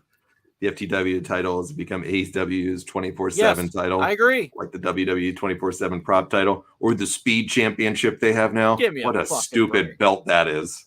Hey, we're going to make a belt. That way we can hope Ricochet doesn't leave. And then they just gave it to Andrade to make him happy because there was getting negative press online. Yeah, it's really going to put him over the top. Give him the Twitter Championship, the Speed belt. You got 3 minutes. Was it like 3 minutes for a match or something? Yes. Yeah. Yes. This is gonna put asses in the seats because that doesn't degrade a character by getting pinned in under 3 minutes. And good job. And on top of it, like freaking Twitter is hemorrhaging followers. Yeah. So yeah, like let's put it on a platform where like they're losing hundreds of thousands of people per day. That's real smart. We got a jam up guy right here on the on Nitro here with unfortunately. JJ, as Daniel says, I'd rather get beat up by the whole NWO than to hear JJ. I agree. AEW should just shock everyone and make Tony Khan the FTW champion. Yes. Why not? I mean, they made Vince McMahon the ECW champion. WWE, why not? Boy, Nick is sweating like a whore in church right now. As much as I love Nick, man, he is just glistening. It must be hot in Birmingham. I have a question. Was Nick selling belts on his page? I don't know. The other day, or what? Because, or is he introducing new titles to Deep South? I don't know. But I didn't see. I haven't really been on much online. I gotcha. I'll have to check it out. Because me and you, like, we're both friends with Nick on our Facebook. So, like, I was trying to figure out, like, what in the world? Randy Anderson's got some heat with me now, calling out Nick again. Nick has proven himself time and time again since his, since he came back to WCW from the NWO, and Randy's challenging his credentials here, so to speak. He's the El Dandy. He's the El Dandy of referees. Yep. Oh, And God. here is La Parka. Speaking of useless managers, Sonny Ono. Awful. the only reason why Sonny had a job was because he was best friends with Eric Bischoff. And he had a bridge with New Japan, which they used at one point. So Yeah. that's about. I've never been a Sonny Ono fan. Yeah. It's a stereotypical and stupid gimmick to me. I agree. So you normally come out with the Japanese competitors, and now he's coming out with La Parka from Mexico. Yeah, all right. That really fits. Well, sure, why not? How Keanu Reeves isn't the undisputed speed champion, I'll never know. Good point, Daniel. I love Keanu Reeves. He's an amazing human being. It was JJ's breath that made Nick sweat so much. Oh. For everybody, for really quick, Chris, for everybody listening, make sure you guys like and follow the page here on Facebook. We greatly appreciate that. And as well, if you guys are watching on YouTube, please make sure you subscribe to the channel, hit that notification so you can get notified every time that we do a show. And please give a thumbs up on this video on Facebook or YouTube. It really helps out a lot. So thanks, everybody. And make sure that you guys freaking check out our radio show, which is on WGJYFM.com every Saturday and Sunday from 9 to 10 p.m. So make sure to check that out as well. We love our Atlanta friends. We do. We love our Atlanta friends. Well, they're essentially the ones that gave us our start, and we will always be grateful. Damn right, man. Damn Skippy. CM Skippy, Punk should create his own pipe bomb title, do like the FTW thing in WWE, where he makes out he should be the champion, use the pipe bomb as an official FTW title. That's not a bad idea. Seriously. You guys can go with that one. Well, they got too many belts themselves over there. Yeah. I'm just not a fan of like all these different belts. Give me 3: tag team championship, intercontinental, world championship. And if you have a women's division, have a women's champion. So give me 4 in total. That's it. Tony recently said that he's open to more championships. God, man, don't do it, please. As this move that Ultimo Dragon does, where he does the handstand on the top rope, it is so impressive to see. And it takes a tremendous amount of strength and agility and all that great stuff. But why people back off and don't just punch him right in the gut when he's doing that? I don't know. It's like they stop, look at it, and admired it for about 10 seconds, and then he makes a move on him. Like, Thank you. What would you do? This idiot's handstanding on the top rope. Man, in about a split second, I'm punching that motherfucker right in the ball, or I'm hitting him right in the stomach. I'm like, yeah, do that shit. You know, you're going down fast. It makes zero fucking sense whatsoever. They just like handstand, and they're all like, wow, it's impressive. What am I going to do? It's going to be a bad move. Should I attack him? Me and you, we're all like the same wavelength here, John, because you just read my mind. I'm like, why the fuck did somebody attack him? It's impressive looking, don't get me wrong, but this is wrestling. You do that, I'm punching you right in the balls, or I'm going to nail you in the gut, and you're not going to do that shit again. You know what's more impressive? Nia can do that. Oh, bro. If she does that, I'm not punching her in the gut because my hand's going to sink in. I'm not doing it. Or if she falls wrong on there, it's going to be an earthquake afterwards. Come on. It's going to create a fucking tsunami that's going to come out. They're in the middle of Oklahoma, in the middle of the country with no oceans nearby. Nia does that move. Somebody punches her. She lands hard on the floor. The fucking Pacific and Atlantic Ocean crosses across the United States and takes it all out. Oh, my God. Oh, God. Come on. Punk can't go a match or 2 without being injured. Let him go 6 months first before any titles involve him. Agreed. That's true. Like with Punk, I think he's going to get hurt again. I hope not. For his sake, I don't want everyone to see anybody get it. So, what did you think about the Drew McIntyre Punk angle tonight? I liked it. I think it's great. It was outstanding. I knew it was what they were going to do since Monday, and since he cost him the match at Clash at the Castle. But then why did Drew quit? It was just to throw him off a little bit. Okay. You know, it was like just a thing to make him think he was never going to come back, and then he surprise attacks him. Okay. Versus Vince McMahon, the chairman of WWE. I'm sign me up for that. I'm all good with it. Bischoff is backstage. It's like, keep the camera on Sonny. Sir, no. No. CM Punk should do a real champion angle like Flair did in WWF, poking fun at AEW and WWE. Oh, yeah, because he did do that with with AEW, he was the real world champion, which me and Daniel witnessed Punk as the real world champion last year live at Collision. So then Punk left the company a few weeks later. Boy, Dragon is a good worker. Oh, yeah. Minus that stupid handstand move that makes no sense. That's just impressive to look at. Dragon could go with just about anybody. This is the match of the night. It's really good, man. Oh, I love the Dragon Sleeper. It is. But Sonny interferes there. Oh, Inseguri right to the back of the head. And Dynamite is going to be at the same arena that me and Daniel were at last year, next month.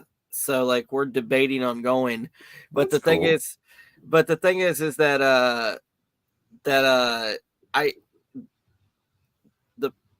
the product which I would go simply like to hang out with Daniel because I love doing those things with him.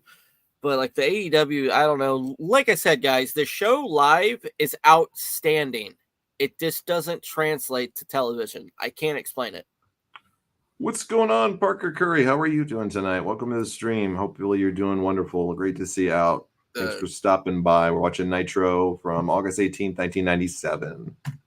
Daniel says the real world champion is such a fake name to have when Brad Attitude is in the business. Yeah. Damn right. How's Brad doing, by the way? Brad's doing great. He's a good dude. Still winning every match. Still the champ at AML. And he's a real hero. And when is Roman going to come out of hiding and then actually have the balls to challenge Brad? Roman doesn't want none of that. Okay. Brad's the real, tribal chief of North Carolina. He ain't coming near his neck of the woods. As much as I love Roman, it ain't happening. That's suicide right there to go in Brad's area. Ask White Mike what happens when you fuck with Brad in North Carolina. You get thrown off the top of the damn scaffold. Speaking of suicide, why don't they bring that gimmick back? Sure. What did Bray Wyatt die from? He died from complications from COVID. What? Yeah. Parker. He had after effects from COVID and then had, was it like a heart attack, Chris? Or yeah. Essentially, he had heart failure because he didn't the breathing machine that he was supposed to he didn't have it on sleep with, he didn't have on. Yeah, from the after effects of it. Yep. Because like essentially there was a breathing machine with a vest, and basically like the vest like would shock him if he would stop breathing. Gotcha. Like the life vest, like what my mom had. And like essentially, God, that really bothers me, guys. I'm sorry. Sad stories. John will tell you this, Hi, but I love Bray. Absolutely. I love him to death. Bray is right. one of my all-time favorites. So it really breaks my heart that he's gone. But like with like the Wyatt Syxx, I think it's a beautiful tribute to Bray. I hope it goes good for him. I sure do. Who doesn't love this guy? Indie pro wrestling companies should hire me to go to their shows. I agree, Daniel. You're bringing the Salisbury steaks and all the good times there. Yes. When are we gonna see puppies again, like in the Attitude Era? Probably next to never, Lawrence. They don't want that to be canceled. We need the return of Curry, man. I need the theme song again. Konnichiwa. Fuck, man. Here comes your ex-employer, the Giant, right now. All right. Okay. So here is a little of the inside baseball, ladies and gentlemen. Okay. So like right now, I got the Giant motivated, whether he realizes it or not, which I stuck it to his locker room, and I flushed 13 cartons of Newports. Wow. Down the toilet. So like hopefully he'll be extra angry and extra motivated tonight. Bro, he must have wanted to kill your ass. He did, but he couldn't catch me. He couldn't catch me because all the world title runs for the Giant folks. Thank this guy right here, making him pissed off enough. He was his handler for many years. Tim White was Andre the Giants, and Brother Martin was the Big Shows or the Giant. There you go. Bad stuff. Whether that's a good or bad thing that you guys enjoyed his world title runs, you're welcome. Giant's licking his lips. He's going through withdrawals. Did Curryman versus Ray ever happen? It would be a cool match. I don't think so. No. Daniels versus Rey Mysterio happened. But yeah. What's going on, Sean? Sean Fuller says, has independent wrestling promotions ever joined talents and done a super wrestling show? Not that I know of or anything. I'm not saying that they haven't, Sean, but I don't know enough about the big like indie pro wrestling scenes anymore because like every area's got their own, so to speak. But no, I don't know, Sean. The biggest indie show that I can think of is All In, the original All In. Mm-hmm. Big Time Wrestling does some really nice shows. Pro Wrestling Guerrilla has done a lot of good stuff in the past. I know they're outside. Game Changer Wrestling, like they're starting to get popular. Flat out, Big Time Wrestling. I've been to a couple other shows. They're really, really good. I mean, it's indie wrestling, so it's like they could go anywhere they want because like no independent wrestlers like under contract to one certain like small indie federation, you know? That's why it's hard to follow storylines within those companies. Yeah, because people are constantly coming in and out all the time, of course. Oh yeah. I mean, it all depends upon how many hot dogs and cold beers they get, you know? How many hot sandwiches and cold beers that they're offering. Are they giving away a 6-pack and 2 hot sandwiches? Or are they getting 3 hot sandwiches and a 12-pack? That's big game changer for many of them. How many Hot Pockets do you think Jade Cargill got for that botch that I posted the other day? Maybe a few. She got the pepperoni pizza one. She wasn't getting the chicken cordon bleu Hot Pocket after that. Oh, God. Dude. Nice suplex by the Giant right there. Dude, freaking Jade, man. She's horrible in the ring. All right, look at the crowd here for him, though. God. See? I'm motivating him. Yep. What is Bischoff doing? He's doing another screwball finish here. He has a piece of paper within red writing. It says, I think, confident on it. 50 feet? What? Does it say confident or caution? I don't know. This is a decent match. Confidential is what that says. I'm sorry. It's confidential. His restraining order. This is actually a really good match that is being fucked up with just, yeah. Another stupid ending. Yes. Dude, Doug Dillinger's telling Bischoff to kick rocks. That's impressive. All right. So instead of focusing on the Giant with the crowd going nuts. Yep. We're focusing on this. Yep. Wow. That's what they're doing. The NWA did some big indie shows with their NWA anniversary shows I know of. Yeah, but they own the names and the rights to all those promotions that are using NWA and stuff, Lawrence. That's why they're doing that, because they have a bunch of different territories now. The AWA used to be the same way. Or did Jim Powers show up and drink all the beers? The case is being solved. Oh, my God. I miss Jim Powers. I do, too. Miss him. Ever since inflation has raised all the beer prices, Jim has not been coming out of the house much. No, he hasn't. A sober Jim Powers. I'm sorry. That's not fair. It's not right, guys. Zabisco's out now to get into it with Bischoff here because they're going to be setting this up for a match down the road, of course. Come on. Larry Zabisco is great at this time period. He is. I love Larry. It's going to take him to Larry Land, bro. Dude, what the hell? Oh, okay. I thought another crazy ending here. Here. You also had stuff like the East Coast Wrestling Association Super 8 tournament. I believe ROH probably followed that style that they first started indie wrestlers from over the United States. Okay. The Giant. Chris, just take the reins for a minute, please. Okay. All right, I got you. All right, so we got Giant Siggy's Chris flushed clogged toilet backstage, so Bischoff is out there to reprimand. Yes, ladies and gentlemen, let's just be honest. That is the case. I did clog the toilet, but oh well. Billionaire Ted, he could fix that. Denim Larry was on a level like no other except Parka and Gold Course. Hell yeah. The ECWA Super 8 tournament was like the indie version of Japan's Super J Cup in the United States. I've heard of it. I've never watched it, but I can look into it. Is ROW still around, or did AEW absorb them? They are still around. Technically, they do have a show, but AEW does own them.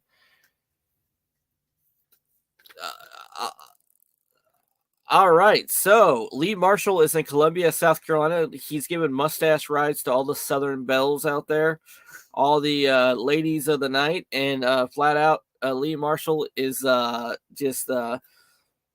he's got a philosophy: mustache ride or die. So good for him. Mustache riding or dying.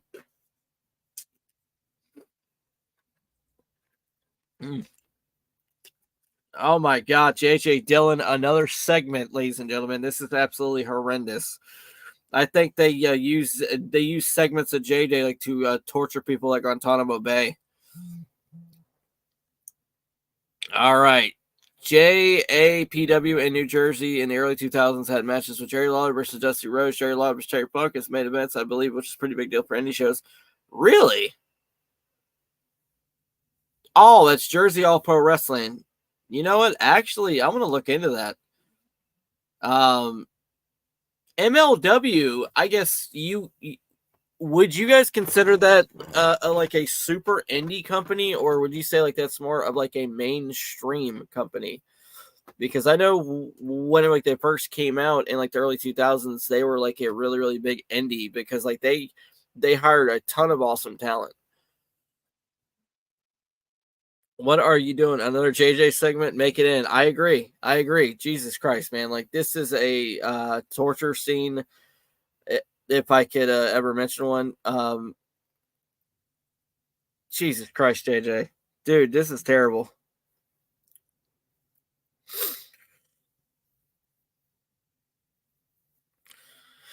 Sting needs to bridge the communication gap, and he needs to step up to the plate, ladies and gentlemen. I feel MLW started off as a super indie, but I'm going to call it. Sorry, guys, my stutter's getting the best of me. I feel MLW started off as a super indie, but have gone cult following like ECW. I agree. I think Major League Wrestling is a fantastic example of why wrestling is such a beautiful thing, because there's flavors for everybody. Major League Wrestling, their style, which I'm not the biggest fan of, but there's people that love that. Game Changer Wrestling, I can't stand it. I think it's between us guys, like, with all due respect, I think it's garbage wrestling, but there's people out there that like that, and it's not garbage to them. There's WWE, TNA, all that stuff. AEW. For me, I love WWE and I love TNA. Those are my two go-tos, ladies and gentlemen. But some people might not like that. Sting needs to waffle JJ with the baseball bat. Jesus Christ, just right in the balls. Home run, ladies and gentlemen. It's a curveball, if you know what I mean. Get it, guys? Baseball reference. Oh, and speaking of Bray, I got my Bray Wyatt shirt on tonight. You mean the twin shirt that you have, two of the same? Huh? The shirt that you have almost just alike? They're not. They're not the same. Very similar. They're very similar, but they're not the same. I got I got like 6 Bray Wyatt t-shirts, and I got 2 that they kind of look alike. Twinning it. I'll wear the other one and we can twin it. So yeah. Which I would like to see AML or DPW or those kind of companies, a fun night of wrestling. I agree 1,000%. Deadlock Pro, like, they're definitely making waves. AML, like, they're one of like the bigger indie companies out there on the East Coast. Give me your drink. I don't feel like hitting JJ low would do any damage. He. Oh God. That's a good point. All right, so like we got Sting, ladies and gentlemen. He's pointing at the crowd. Essentially, he's like, it's what the people want, ladies and gentlemen. Essentially, Sting's like pointing to the crowd. He's like, I want Hogan. And this is the thing, guys.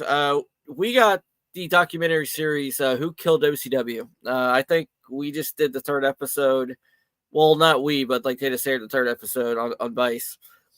And in my opinion, I think the beginning of the downfall of World Championship Wrestling was the screwball ending to the main event between Hogan and Sting at Starrcade 97. And ultimately, that was one of the cracks that led to the whole structure crumbling.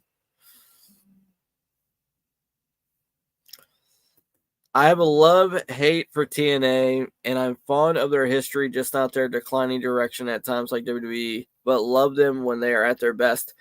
Lawrence, brother, I agree 1,000%. For me, I was a diehard at TNA from 2002 through 2012, and I completely fell off, and I did not give a shit past that point. But I got to say, when they turned into the Impact Wrestling Company, I was not the biggest fan because they were more strictly on the in-ring action and not so much of the characters, and I could care less about that because for me it's all about the characters and the storylines. So whenever they decided to rebrand back to TNA, they're starting to focus more on storylines, characters, all that stuff, and it's exciting for me again. I love watching it again. So like they got me hooked again. So I understand the love-hate. All right. A lot of the people are crying about the Who Killed World Championship Wrestling show. Watched the first episode on YouTube and you quite liked it. And Lawrence, I'm going to let you know, the 3 episodes are on YouTube, which I could send you the links to them. I'm not going to list it on here because I don't want to get in trouble, but yeah, like they are available on YouTube without having to pay for the Vice channel. Because I know, like with me, like with the Spectrum, with like my cable, I don't have Vice. We don't. No. It's also available on Daily Motion too. It is? Yeah. Oh, okay. Just look up Who Killed WCW and whatever episode you want to watch. It's on Daily Motion as well. I did not know Easy that. to find. It's on Hulu.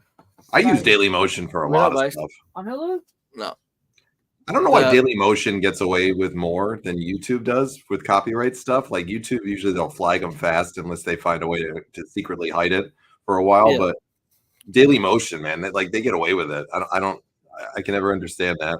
What if we started posting stuff on Daily Motion? I don't think it does anything.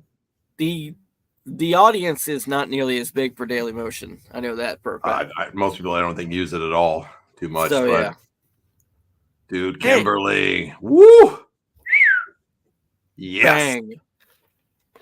She is bang, bang, bang right here. The Bang Bang Gang. She is hot as you know what. Yeah, I agree. And the thing is that I love DDP during this time, but it ruins the experience for me with this theme. This shitty WWE Network dub of his theme, I hate it. I hate it too. I wish we could listen to the original one. My favorite TNA stuff was probably the NWA TNA era, Angle era, Hogan Bischoff era. Good picks. The main event Mafia era was my favorite. I love that era. The freaking early TNA, like the NWA freaking TNA, I loved it. But it's like me and Lawrence are talking about like our love-hate like with TNA, which for me, I loved it from 2002 through 2012. And then when they became Impact Wrestling, I could have given 2 shits because they were more focused on the in-ring product than the actual character development. Mm-hmm. And now since they rebranded back to TNA, they're focusing on storylines and characters and all that. So it's getting good again. And and for the first time in like 6 months, I actually sat down and watched a full pay-per-view from TNA. I watched the Against All Odds show. It was really good. It's good to hear, though. It's good to hear that it's improving. the Hardy Boys, they said that it's their goal to help elevate the company even more, which they can and which they have. Especially with like the Broken Universe stuff, they were the main reason why during those dark years that anybody gave a shit. It was because of the Hardy Boys. So, they did some great stuff. Daniel says when I saw who was behind it, I was good with not watching it. I've enjoyed this series, Daniel, but it's nothing we've never heard before. They just got a few different bigger name people. You got your Goldbergs on there, your Nash is on there and stuff. Like, it's nothing we've never heard a million times on this. So I don't feel like it was anything groundbreaking with this series of Who Killed WCW. Yeah. It's just a regurgitation with some bigger names that they've got now. Bill Goldberg. Say it. Say it like Bret Hart does. Bill Goldberg. Idiot. Guy's a fucking idiot. What is that? What he calls him? Yes. Bret Hart's surliness on these have been my highlight. I know he's surly anyways, but he just goes off on these kicks, just calling everybody idiots and morons, and it's. I find it hilarious. Well, I had to turn the episode 3 off about 15 minutes in because it was nothing but finger pointing. He said this, he did that, this, that, the other. It's like, dude, just shut the fuck up, man.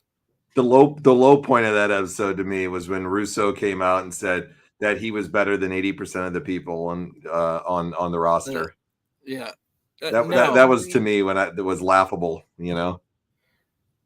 Russo was one of the reasons why that company went down the shitter. He was one of the reasons, not the main reason, but one of. People legitimately believe, which Goldberg even said this, he believes that Russo was paid off by Vince McMahon to finish the company off. I think that's ludicrous. That's just my opinion. I think that's ludicrous, but yeah, there was some cringy moments in this last episode for sure. I agree. TNA is one person to thank for their resurgence. They believed in Joe Hendry. Hell yeah. Love when Foley first joined TNA at a title run. He didn't do great in the Hogan Bischoff era, other than his match with Flair, however. Foley was a lot of fun in TNA too. I love Foley in TNA. But like flat out, it's just I'm so happy with like TNA, with the NXT partnership, everything, like the exposure the company's getting, because this is the thing, guys, we might talk shit about certain freaking companies, but ultimately we want them all to succeed, because that is more work for the men and women out there. The more thriving companies we have, the more opportunities we have for those wrestlers, and we get spoiled. We get spoiled as fans. So Hawk Tua girl wouldn't even touch Russo, Daniel says, quote on it. Hawk Tua. I showed Chris that before we got on tonight, Daniel. He hadn't seen it yet. He got a chance to see who Hawk Tua girl is. I'm gonna come. Hawk Tua. No, I laughed at Brett shooting on people, calling people punks, idiots, and bragging about punching Vince McMahon, sending him in the air. Oh my God, that's great. Brett definitely never holds his tongue for anybody. And me and you, we think Brett is one of, if not the greatest of all time. So, like, the thing is that it's just kind of like, well, no offense, WCW, they did not know how to properly book Brett at all. And it was a damn shame. Yeah. It was cursed from the start. Hey, let's bring him in as a special enforcer. What? It was cursed from the start. I agree. That's for sure. It was cursed from the start. Kevin Nash is now in the ring here, and he's calling out DDP. Do we want to? Does the crowd want to see the Diamond Cutter versus the Jackknife? Sexy? I love Kevin mocking the Diamond Cutter right now. Wait, hold on. The Diamond Cutter.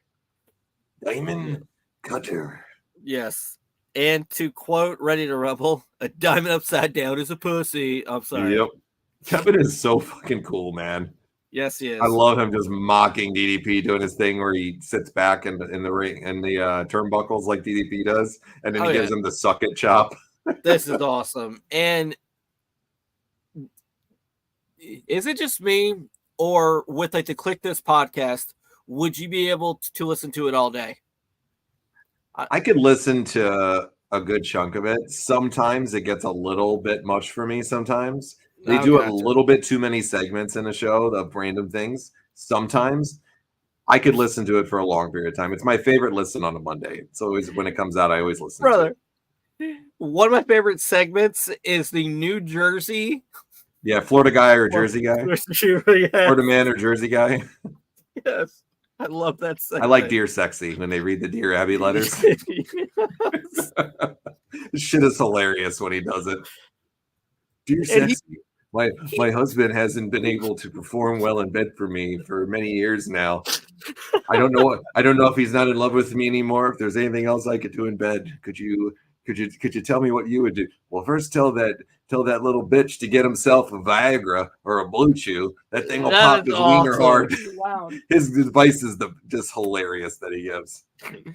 Yes. And the thing is that I just love it. And like they barely talk about wrestling. Yeah, that's the fun of it, actually, to me. I hear enough wrestling stuff all the time. It's fun to hear other things. Oh, yeah. Brett had some great matches with the likes of Booker T, Chris Benoit, Finlay, DDP, and Sting, but as a character, WCW, outside of some decent matches, didn't know what to do with him as a character. I agree. Yeah. He did have some very good matches there, though. I do agree with that, Lawrence. He did definitely have some good matches. Outstanding matches. And the thing is that they could have capitalized on the Survivor Series thing. The night after, they should have brought his ass in on Nitro and Brett, he should have lit them up like the 4th of July. Just saying, man. I think Brett's best match in WCW was that match when he came back after Owen's death and took on Benoit. Yes, I agree 1,000%. That was my favorite Brett match, just as a match in WCW, was him and Benoit.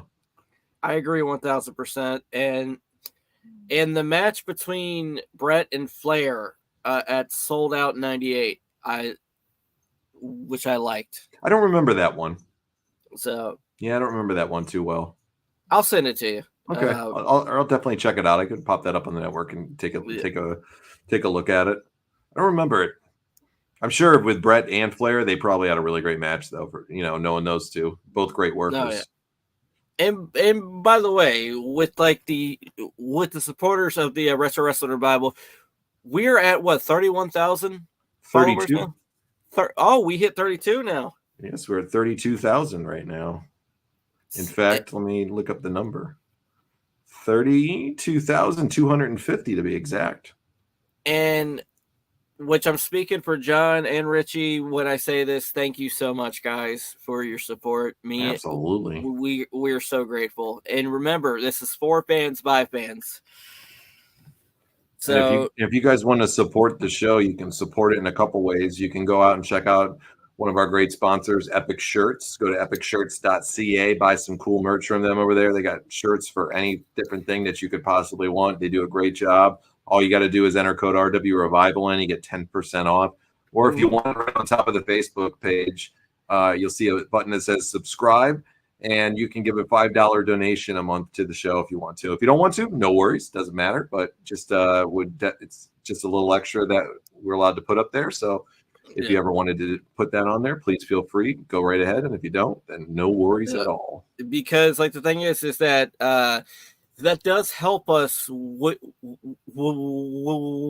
our costs with the programming, guys. And to let you know, and this is a little bit of the inside baseball here, we do have to pay for our radio when it comes to the different markets. So I'm just letting you know, your support does go back into the brand. So we do appreciate it. Well, it goes to pay for the FCC license, not for the radio. Yes. Well, yeah. Sorry. Yeah. John does all the business stuff. Okay. It goes to pay for an FCC license every year. So FCC licenses are not cheap. So we do greatly appreciate any contributions because it helps with the cost of having license and having StreamYard and all that stuff that we do to put this out. So please feel free. We do 100%. And John, he's the business side of it, and for me, I am more of the posting and one of the idea guys. So that's just my role. Just That's how we do it, baby. We streamline it and we pick up the good parts of our personalities, baby. That's right. But we work together really well, if you will. Like the lamb and tuna fish. Oh, dude, lamb and tuna fish sounds really good. We go together like the lamb and the tuna fish. That or like some pork chops and applesauce. Pork chops and applesauce. That's what I'm talking They gave about. these guys a little bit too much time for a main event here. Did. This is, I love them all, but I don't care. I get it. They're the tag champs and they're putting them on, but way too long. Yeah.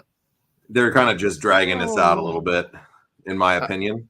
I agree. Laurent said that I didn't mind some of Russo's stuff in World Championship Wrestling. He gave the ball to Hart, Jarrett, Vampiro, Booker T, Steiner, etc., who did all right. Just didn't like all of his stuff, but give him credit for some barriers he broke in World Championship Wrestling where it became fresher again, even if the run didn't last, was near as successful as Bischoff with 48 weeks run, disregarding the crap ideas with Russo in World Championship Wrestling, which I agree, because Russo did try to build younger talent, and that's one thing that you can give him credit for. And his biggest achievement, in my opinion, in World Championship Wrestling was finally letting Booker T become that main eventer he deserved to be. Russo booking Booker to be world champion was his greatest achievement in World Championship Wrestling. Now, right after the fact he booked him, the way the run went, that's debatable, but he did make the right call on Booker winning the belt. So, yeah. What do you think? Our thoughts on his TNA run and runs. I've never been a big TNA guy, Laurent, so I can't really tell you too much about my opinions on TNA because I've only watched it sporadically with Chris through the years. I followed it a little bit during the Main Event Mafia era and when Hogan and Bischoff came because of my love for Hogan. But from what I've seen of his early stuff, I think he did a really nice job in TNA. I thought he had some really funny and interesting gimmicks and characters and angles that he did. So from what I've seen, I thought it was pretty darn good. I think that, and some people might think I'm nuts for this, but I think Russo's best work he ever did was in TNA wrestling. Was it the early years that you thought, like yes. when they first, like the Asylum years for him? Yes, I love the Asylum years. That's my favorite era for Russo, period. I thought Russo was a big reason why the company was able to survive like it did. And this is the thing, like a lot of people say, well, Russo didn't have a filter in World Championship Wrestling, and that's why it failed, and this and that. Russo didn't have a filter in TNA, and he succeeded. So that kills that theory right there. The fact is that like in World Championship Wrestling, don't get me wrong, Russo had a bunch of bad ideas. But the fact is that Russo dealt with so many people that just did not want to play ball because of guaranteed contracts and bullshit politics, that it was a lose-lose area. So with TNA, they had the mentality, we are in this together. We are a team. Let's do this. And they believed in Russo's vision, and it worked. Mm-hmm. And like, just saying, guys. And then you had Hogan and Bischoff. They came in. Russo left shortly thereafter. And things were decent with Hogan and with Bischoff. Don't get me wrong. But then after they left, like the company, in my opinion, it went into the shitter. Yeah, that dumpster fire was put out finally at that point. Yes. Oh man, the hot tag to Luger right now. Crowd is going nuts for him. Yes. Piper and Russo was fun in TNA to see. Another screwball finish here to the end. Another one, bro. NWO running again. This is terrible. Another one. Another one bites the dust to this. Where's Joe Hendry at? I believe in Joe Hendry. Are we going to get a Sting appearance here? We got a few minutes. No. We got about 1 minute left. Will Sting rappel down, or is he not coming out tonight? Let's see. I don't know. Sting came out earlier. Here comes Giant and Flair. Well, Sting came out from the clip from last week that they showed. Yeah. That was the Sting one. He didn't come out with anything else. Okay. That was just from the week before. Giant and Nash are going at it right here. Dude, the crowd. The crowd is electric for this. They have been all night long. They really have. Flat out, this is one of the better crowds that we've seen. Like, they've been one of the most energetic ones I've seen on this show on the watch-alongs in a long time. I agree 1,000%. I mean, it's not like France with WWE, but still. Yeah, they're a hot crowd though. They are. That's gonna wrap up the show there. That was fun. Yeah, that was a fun show in my opinion. I actually did enjoy it. You know, I actually enjoyed that one. So, what's your thoughts and opinions? Thumbs up or thumbs down or in the middle? What do you got? You know what? Strictly based off the fans, a thumbs up all the way. Even with like the really bad finishes, like the fans, like they made the experience for me, because the fact is there were moments where like the crowd was behind like a wrestler, and unfortunately the finishes are the thing that bit them in the ass all night long. Mm-hmm. The matches were good, the characters were good, the stories were good, but the finishes, ugh. Yeah. But like the crowd, no matter what, they're the thing that I kept focusing on. I'm like, all right, they are really into this, and it makes me excited about it. So thumbs up. Yeah, I got to go with you on that. I'm going to give it a thumbs up too, based on the crowd. The crowd was really energetic and into this. The finishes were just way too many stupid finishes and run-ins and things like that. But, you know, I get it. And I get it why they're trying to do it. But I just think there was way too many. But the crowd was electric all night and made this seem like a big-time atmosphere there. And they enjoyed what they were doing. So, you know, for me, I enjoyed the show irregardless of the stupid finishes and stuff. I thought it was still a really fun show. So I'm going to give it a thumbs up. Good job. Nitro's been solid to me for the most part the last 2 weeks that we watched it. And it'll be interesting to see where the WWF goes next week. And when we get to, you know, the WWF side of things, are they going to be the ones winning? Who knows? We'll definitely they've been improving and stepping up on their stuff. Let's see a couple of things about XWF, the right one before TNA. Yeah, we watched that once. We did. I feel like XWF could have been bigger. It is unfortunate it wasn't meant to be. Their production was very professional and great. It was professional. I great. Too many aging stars. It was a cheaper version of WCW at the end. Not saying it didn't have potential, okay, because they had name recognition, all that stuff. But the fact is that but it's like I said, wrestling's like Baskin Robbins. We have flavors for everybody. Indeed. So, couldn't have said it better myself, my friend. That is what ran? Oh, hold on here. Let me turn this down just a little bit. There we go. Well, that's going to wrap us up for tonight, folks. I got to get off because I got to get up for bed at 6 o'clock in the morning tomorrow for work tomorrow on a Saturday. Tons of fun. But we had a great time. Chris, closing thoughts, my friend. From the bottom of my heart, guys, thank you so much for your love. Thank you so much for your support. Please check us out on all of our platforms. Facebook, if you will. Like, share, subscribe. You can check us out on our radio every Saturday and Sunday from 9 to 10 p.m. on WDJY-FM. We have other markets as well. John, he can fill that in. But the fact is, guys, we are at 32,000 followers. Thanks to every single one of you. Let's continue to grow, ladies and gentlemen. And mind you, the goal for the year was 10,000, and we're at 32,000. Let's get to 40 before the end of the year. You guys can do this for us. Let's get to 50. Fans buying. Hell, let's get to 50. I want 50 this year. Let's do it. We got a lot of time. I think we can do it. Rance has been Perry Center's the GOAT in WCW ways.